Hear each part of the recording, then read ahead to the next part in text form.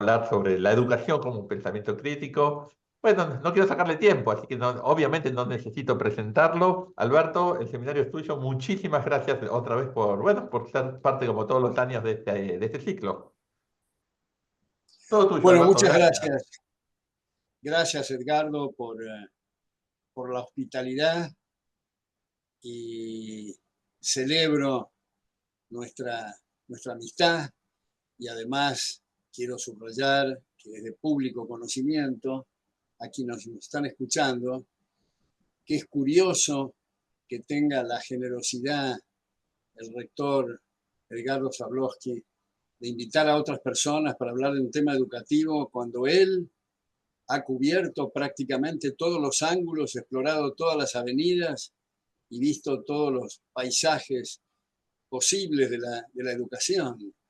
Yo creo, como he dicho alguna vez, que después de Sarmiento, Zablowski es el que más ha hurgado en una tarea detectivesca sobre el tema que nos convoca, que es la educación. Ahora, quiero comenzar estas brevísimas reflexiones con una pregunta que recuerdo hizo el expresidente de la Mont Pelerin Society en la reunión de Cancún de México hace mucho tiempo, y dijo, le preguntó a la audiencia, ¿ustedes quieren que diga la verdad o que sea original?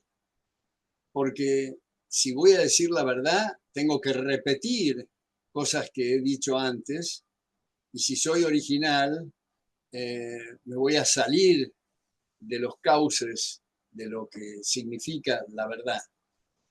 Y dicho sea de paso, quiero agregar, ya que menciona esa expresión, la verdad, que se ha dicho equivocadamente, a mi juicio, que toda verdad tiene que ser sustentada en verificación empírica.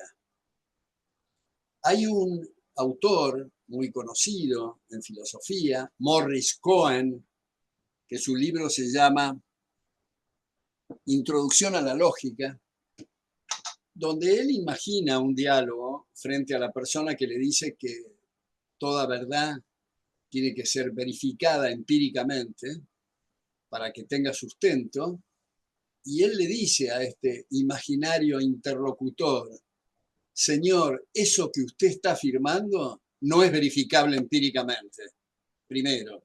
Y segundo, como ha señalado, ha subrayado, ha enfatizado y ha insistido Karl Popper, nada en la ciencia es verificable empíricamente. Todo es corroborable provisoriamente, abierto a refutaciones. Esa es la ciencia, esa es la historia de la ciencia. Hay un ejemplo que me parece ilustrativo para mostrar esto de la corroboración provisoria y las refutaciones, de dos premios Nobel en física, Thomson, uno lo obtuvo el padre en 1906 y el otro muchos años después su hijo. El padre sostenía que en el mundo subatómico estaba compuesto por partículas y su hijo lo refutó diciendo que no son partículas en el mundo subatómico, sino ondas. Esto no es para entrar en el tema de la física, es solo para ilustrar que la ciencia en todos los campos es una serie ininterrumpida de refutaciones, de corroboraciones provisorias abiertas a refutaciones. Yo tengo acá, como he dicho tantas veces, bajo mi computadora, una enorme leyenda que dice Nullius in verba, que es el moto o el lema de la Royal Society de Londres, que como muy bien ha explicado, entre otros historiadores, Gombrich, Ernst Gombrich, significa no hay palabras finales. Y esto es, el conocimiento no es un puerto, el conocimiento es una navegación permanente.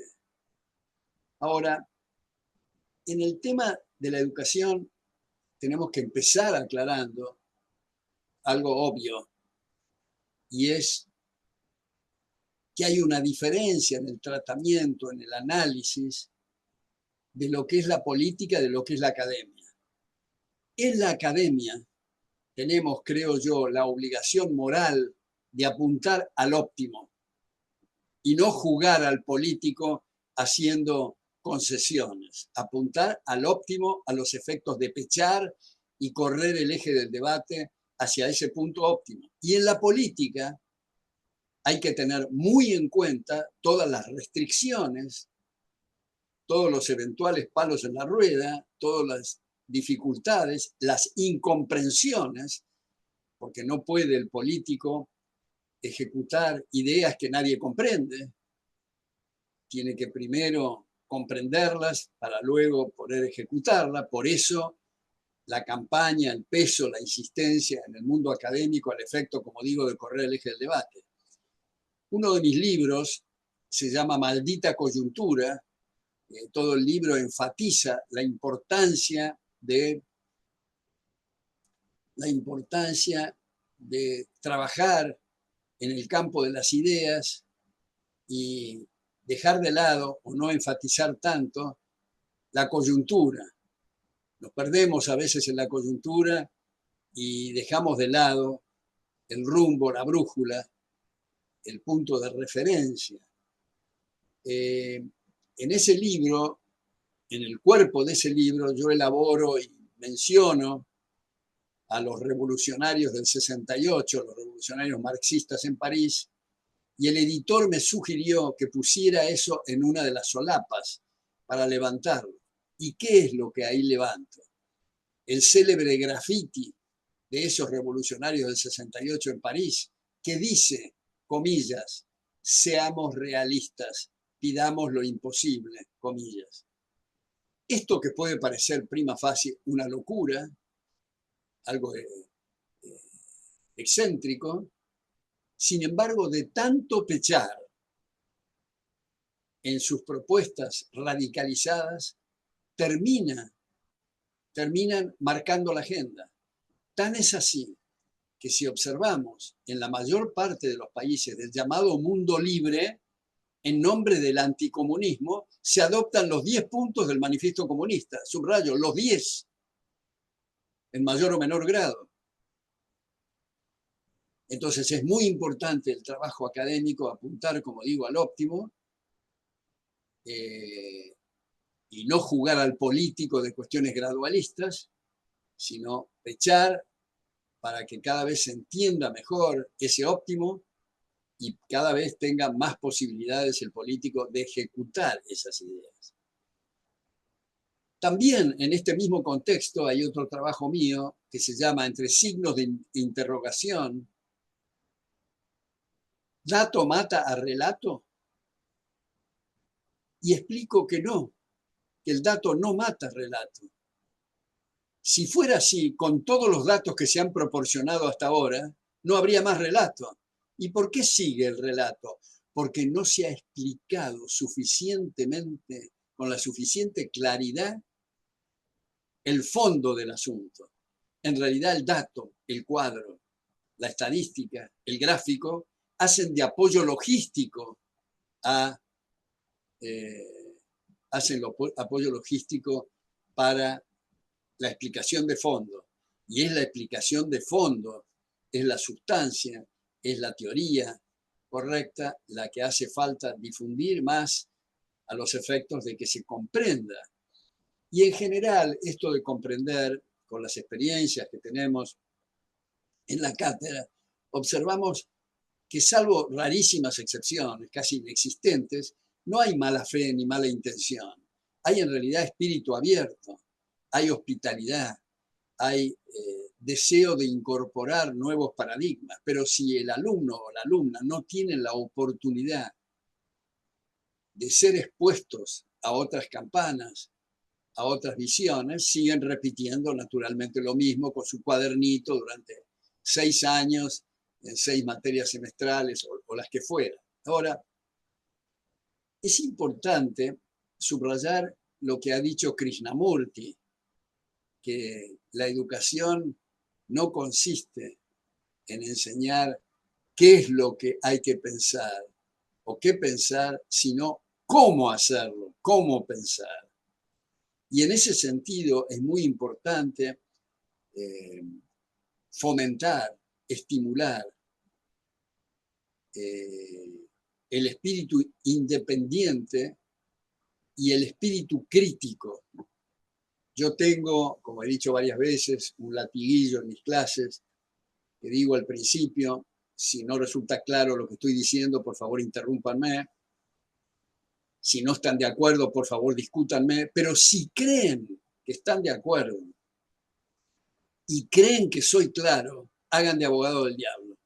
Porque el ejercicio de abogado del diablo permite sacarse todas las dudas de adentro. Y a veces algunos alumnos en realidad se están escudando, o alumnas se están escudando en la figura del abogado del diablo, pero es en realidad lo que ellos piensan.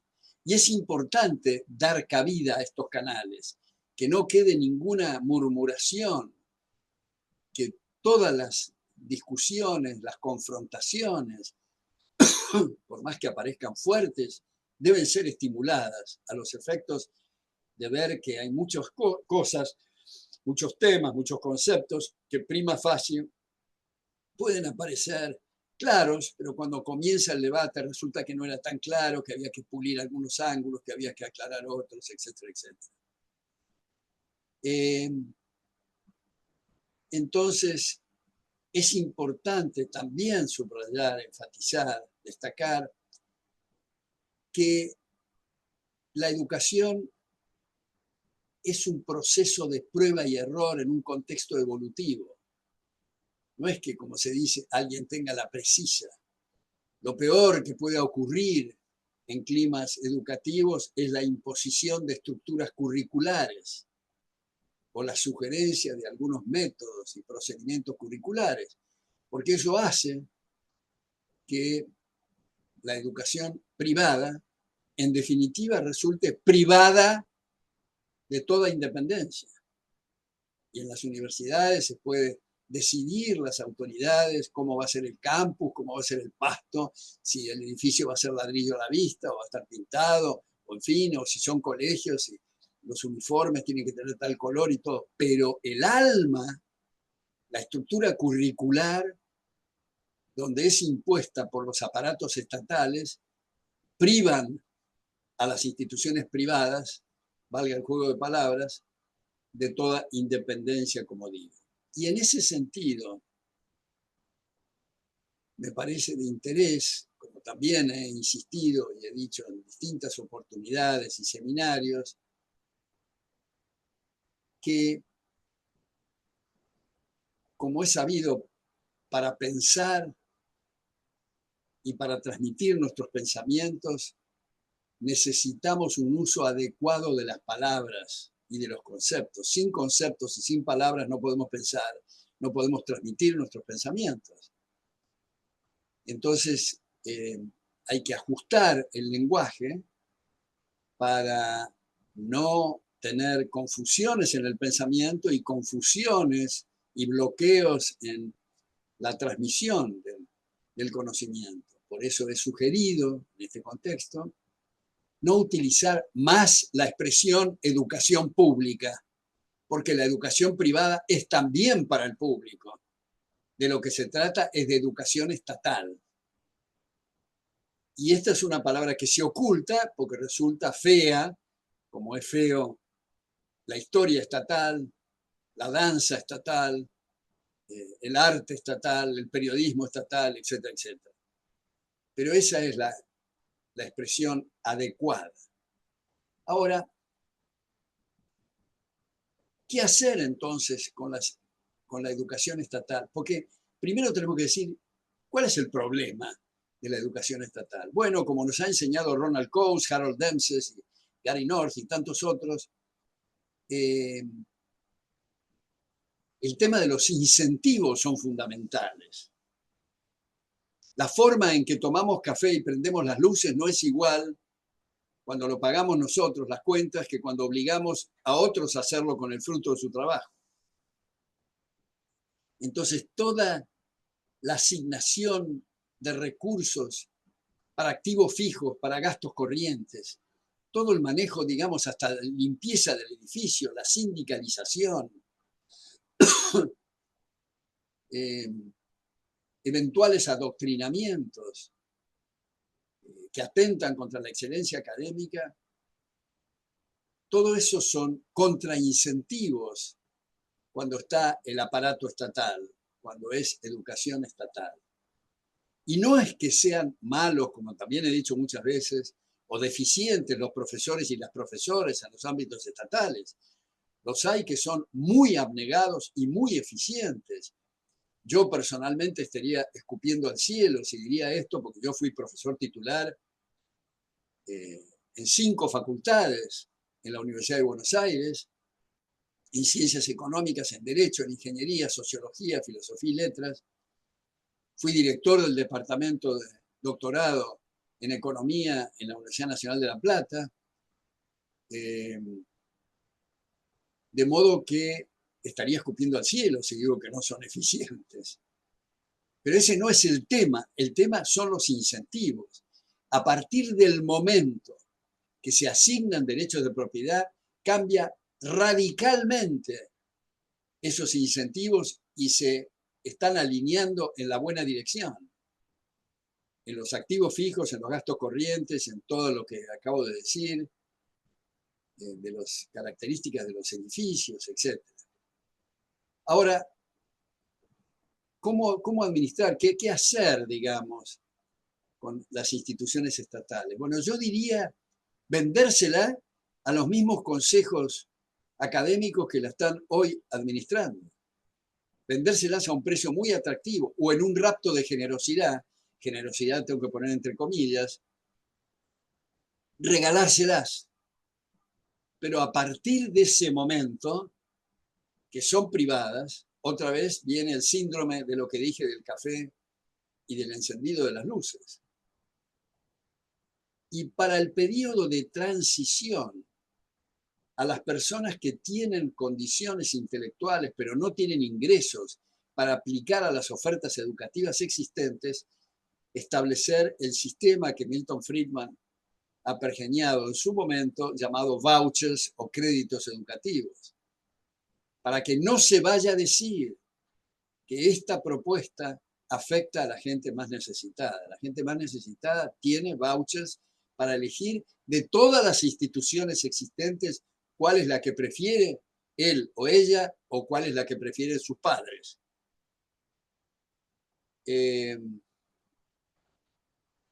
Ahora hay otra cuestión que hay que abrirla a las posibilidades, me parece a mí, teniendo en cuenta siempre la diferencia de lo académico que acabo de sugerir con las posibilidades políticas y todas las restricciones que no permiten la ejecución de esta idea o estas ideas, pero abrir también la posibilidad ampliamente del homeschooling.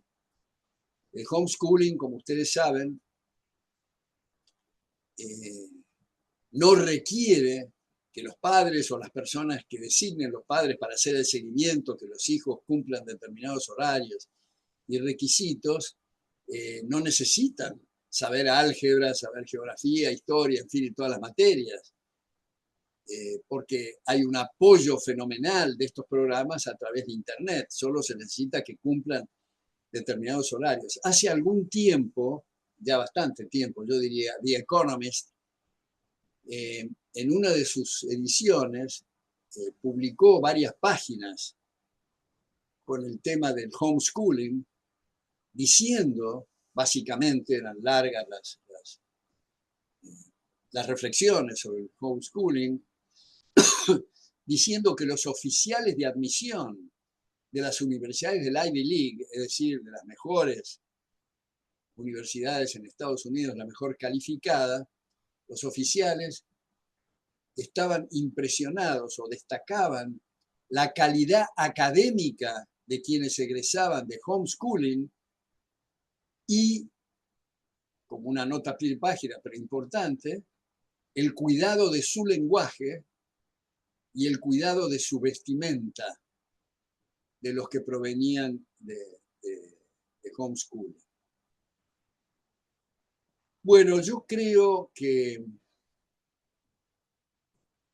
esta es la base de lo que quería señalar para abrir preguntas, y solo quiero terminar con esta definición que fabriqué en uno de mis primeros libros sobre liberalismo, que es el respeto irrestricto a los proyectos de vida de otros. Esto no quiere decir, como tantas veces he reiterado, que adherimos o que suscribimos el proyecto de vida del vecino. Más aún, nos puede resultar repugnante o nos puede resultar muy inconveniente, pero en la sociedad abierta, para volver a citar terminología popperiana, no es lícito recurrir al uso de la fuerza de carácter agresivo, sino solo defensivo cuando hay invasión de derechos de terceros.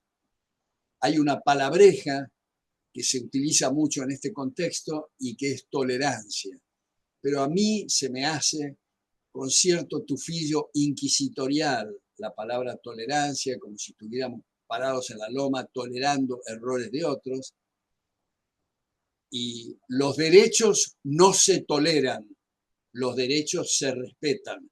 Por eso uso la palabra respeto. Respeto irrestricto a los proyectos de vida de otros quiere decir sin ninguna cortapisa de ninguna naturaleza. No puede, como digo, recurrirse a la fuerza bajo ninguna circunstancia cuando no hay lesiones de derechos. Y sí termino ahora diciendo que a todo derecho corresponde una obligación. Hayek, en La fatal arrogancia, ha insistido en no utilizar determinados adjetivos, por ejemplo, el adjetivo social. Él sostiene que usando el adjetivo social y juntándolo o poniéndolo a continuación de cualquier sustantivo, lo convierte en su antónimo. Y esto es justicia social, que como se sabe en el mejor de los casos es una redundancia grotesca, porque la justicia no puede ser vegetal, mineral o animal, y en su acepción común es sacarle a unos lo que les pertenece para darles a otros lo que no les pertenece, que es la antítesis de la justicia en el sentido clásico de la expresión de dar a cada uno lo suyo.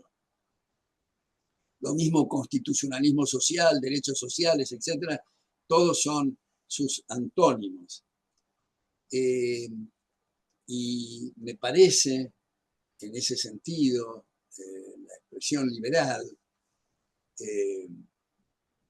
que ha sido muy, diríamos yo, ha sido inaugurada en la primera tanda de la Escuela de Salamanca. La segunda tanda es la Escolástica Tardía, Juan de Mariana, Luis de Molina, Francisco de Vitoria, etcétera, que han hecho contribuciones notables al liberalismo, pero esta segunda tanda es la Constitución, las Cortes de Cádiz de 1812, donde se utilizó por primera vez liberal como sustantivo.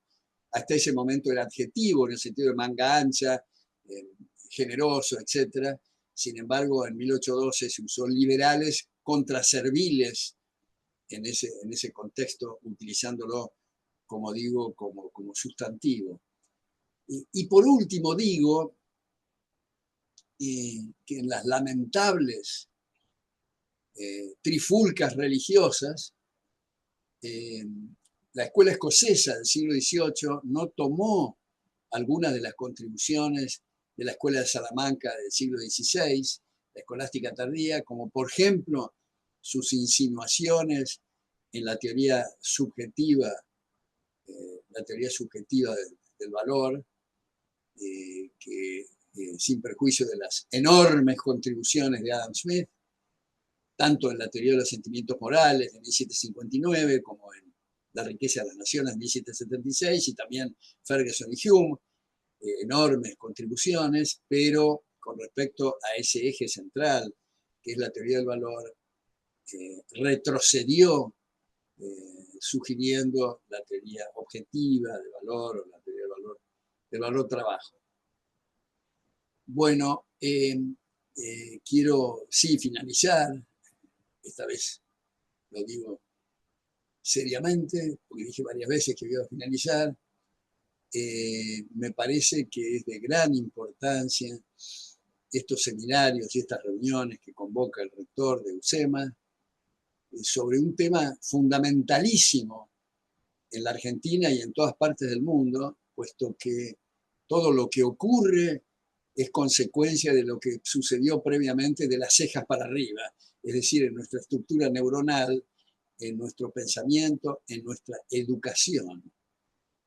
Por eso resulta algo muy central en la educación tener puertas y ventanas abiertas, que entre mucho oxígeno, donde haya competencia de propuestas a los efectos de buscar y lograr los mayores niveles de excelencia posibles. Muchas gracias. Bueno, muchísimas gracias, doctor, por su exposición.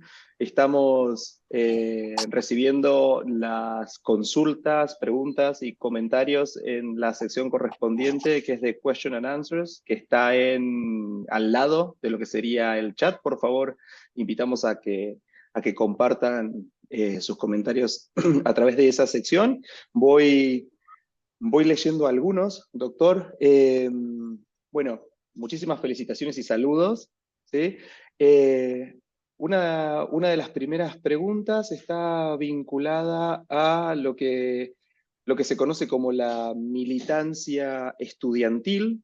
Le consultan si usted considera que la militancia liberal en el ámbito estudiantil es una actividad valiosa, especialmente considerando que por el sistema y la autonomía que tienen las universidades, muchas de las reformas posibles solo pueden impulsarse a través de la participación de centros de estudiantes.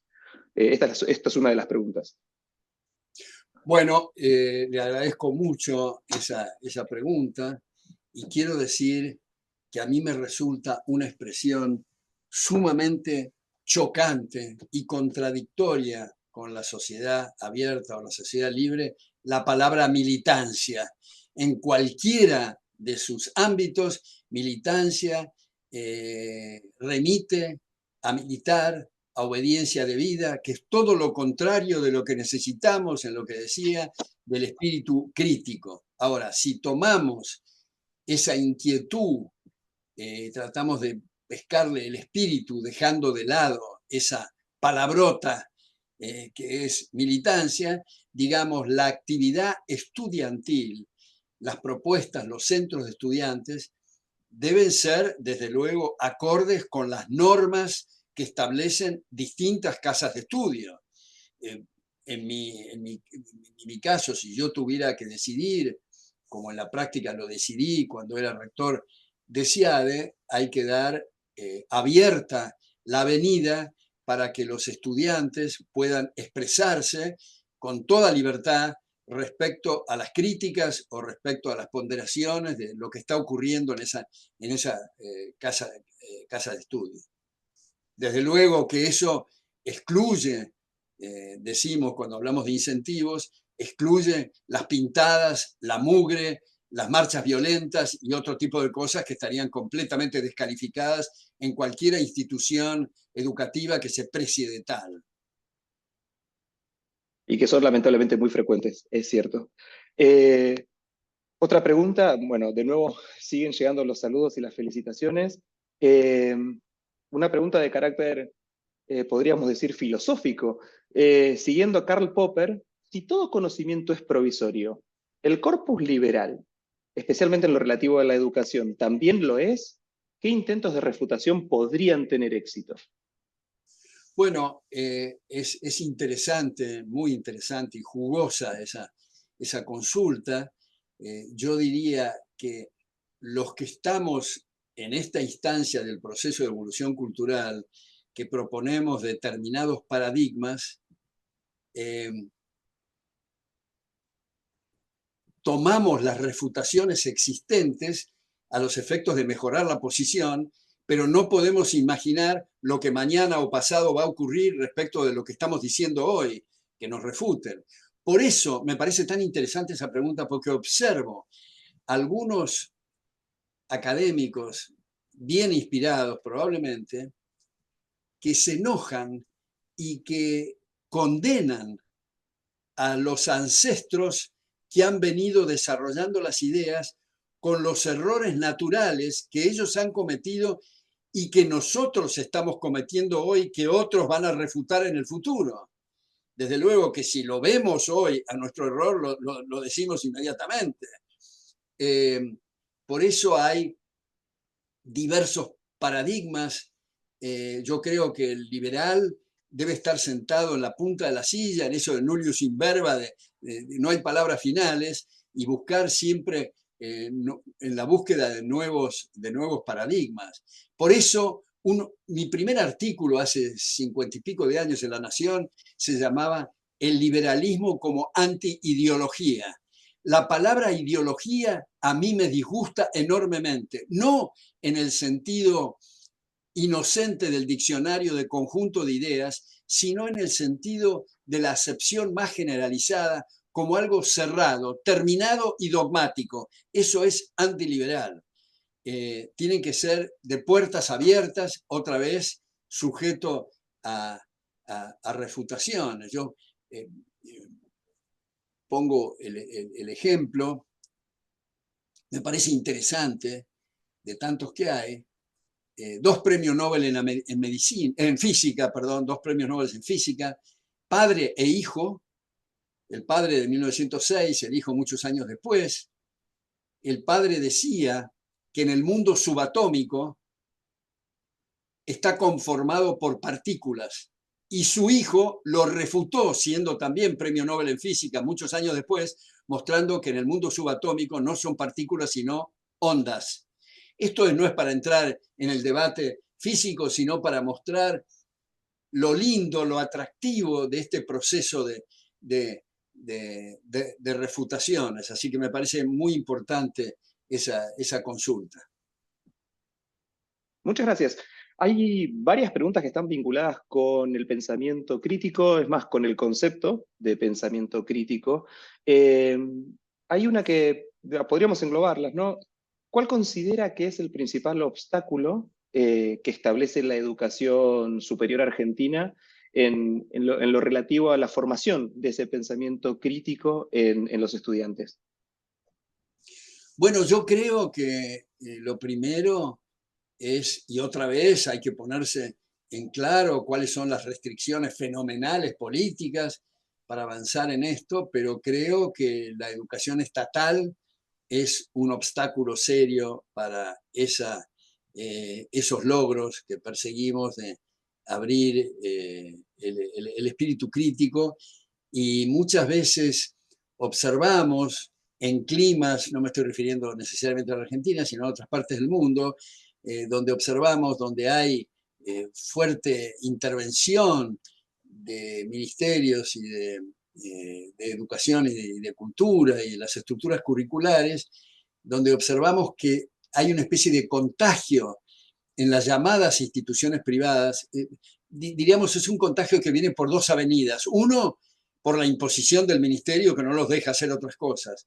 Y 2, la otra línea es que, dado que existe, donde existe la educación estatal que abarca campos muy amplios, muchas veces profesores que están enseñando en casas de estudio llamadas privadas están siendo o han sido capacitados en instituciones oficiales, y por lo tanto hay ahí cierta siembra inconveniente o que va en una mala dirección. Por eso creo que las botas, que el monopolio de la fuerza no tiene nada que hacer con la estructura neuronal y con el tema educativo. Esto no quiere decir que desconozcamos aquel principio que la perfección no está al alcance de los mortales, siempre va a haber defectos.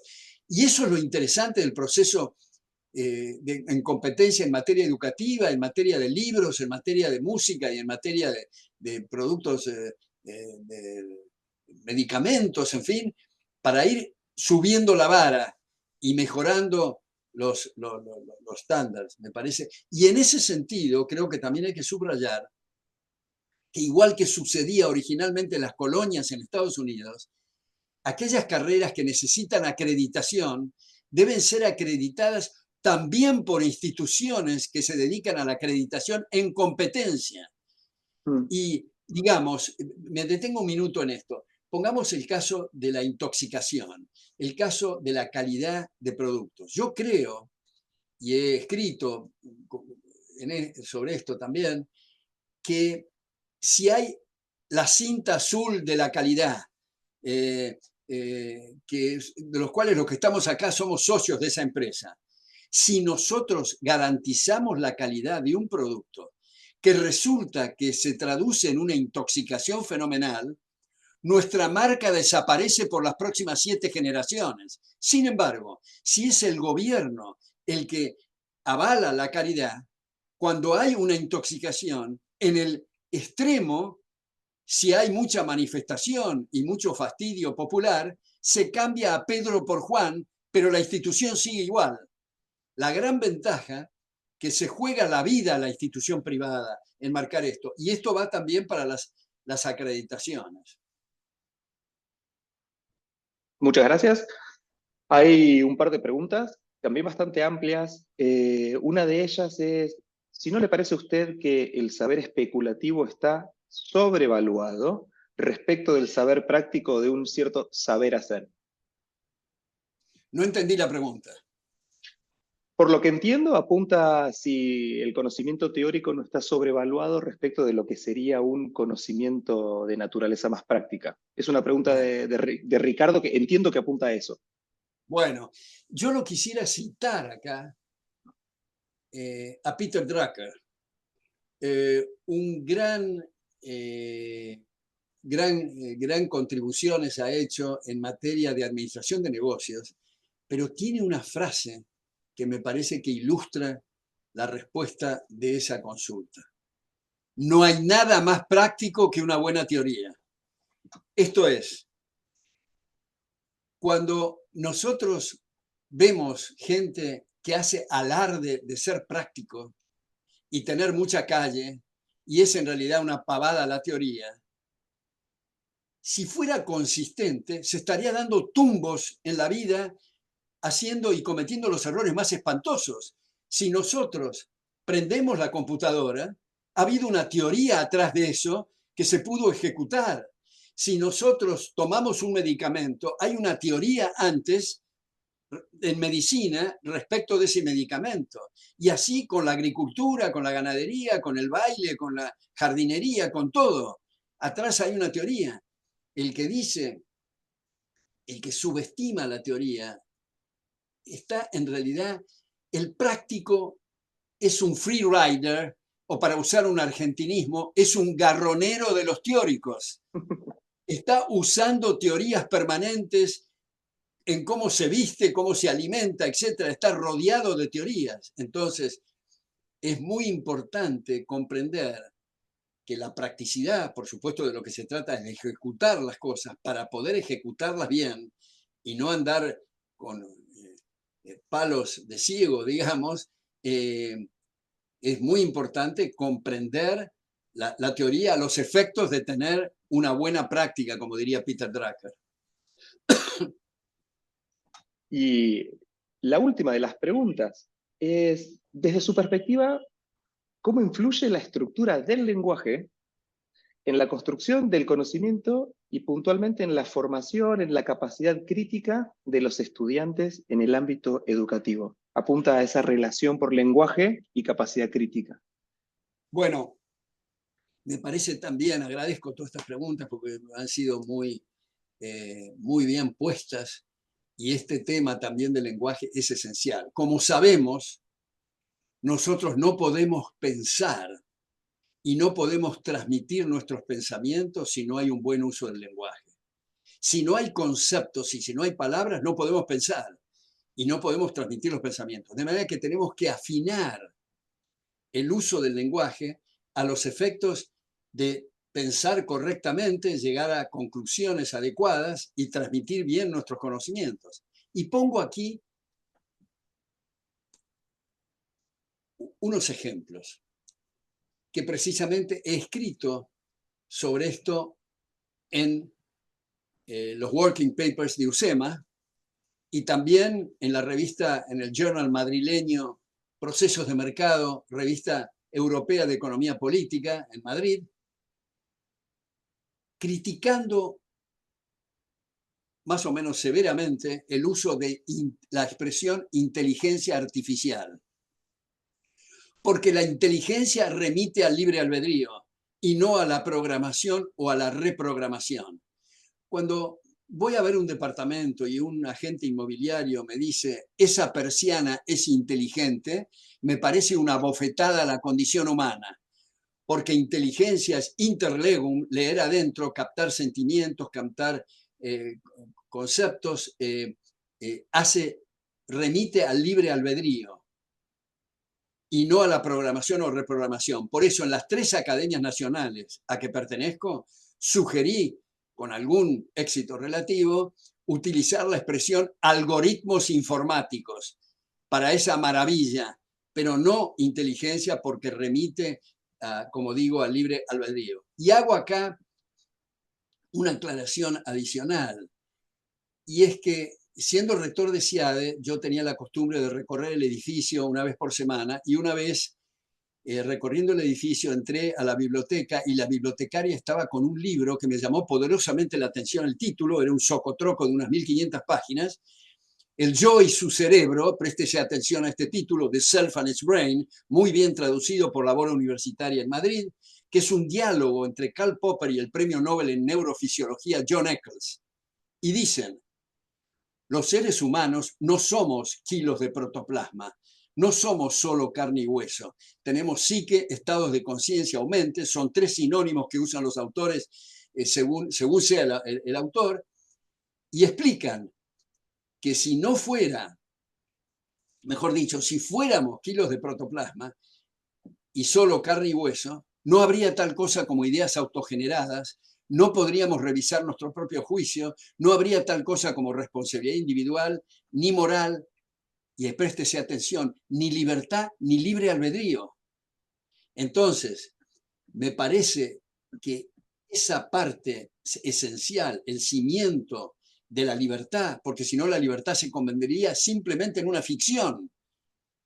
El libre albedrío existe precisamente por la condición humana, y en ese sentido subrayo lo de inteligencia artificial, y también destaco al margen, para ilustrar esto de inteligencia artificial, que tenemos la tendencia a decir, por ejemplo, qué memoria fenomenal tiene nuestra computadora.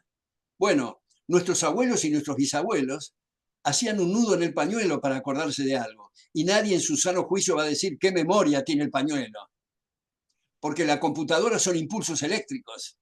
Técnicamente no tiene memoria. Yo guardo muchos de mis archivos en un galpón y no digo qué memoria tiene el galpón. Y en realidad, en última instancia, hablar de computadora, en realidad el que computa es el ser humano. La computadora son impulsos eléctricos. Bueno, eso para afinar y para subrayar y para enfatizar esta excelente pregunta, última entiendo, que es sobre la importancia del lenguaje. Bueno, muchísimas gracias nuevamente, doctor Venegas Lynch, y muchísimas gracias a todos los asistentes. Como se imaginará, doctor, hay un montón de personas que le están agradeciendo sus respuestas o felicitándolo por la charla. Ha sido un gusto y es siempre un honor contar con su presencia en este seminario organizado por el Friedman Hayek Center. Le agradecemos asimismo a todas las personas que han asistido, y los invitamos, como regularmente hacemos, a que sigan nuestro newsletter y que nos sigan en las diferentes redes sociales para estar atentos a actividades como la que nos convoca hoy. De nuevo, un saludo muy grande, un agradecimiento nuevamente. Bueno, muchas gracias. Y solo quiero subrayar que Friedman Hayek Center tiene el nombre de 2 personas que he apreciado mucho. Hayek prologó mi libro Fundamento del Análisis Económico, he tenido una relación cercana con él, y Friedman sugirió mi nombre en la reunión de la Montpellier Society de Londres, Cambridge, para 1984, para que sea miembro del consejo directivo de CIADE, y a los dos, de los dos he aprendido mucho, y subrayo siempre su generosidad para atender otras preguntas, y termino solamente a propósito de preguntas. Me acuerdo cuando asistí en el 68 en una beca en Estados Unidos a las últimas clases de Ludwig von Mises en la Universidad de New York. Él nos contó una anécdota para mostrar la importancia que hay de tener espacios para elaborar con tranquilidad y con pausa las cosas. Un alumno dice que le preguntó: por favor, profesor Mises, explíqueme la teoría del ciclo económico, pero rápido porque tengo un partido de golf. Bueno, un gran saludo a todos. Un saludo a No, todos. perdón, no digo todos porque, como decía Borges, todos es una abstracción, a cada uno es una realidad. Gracias. Hasta luego.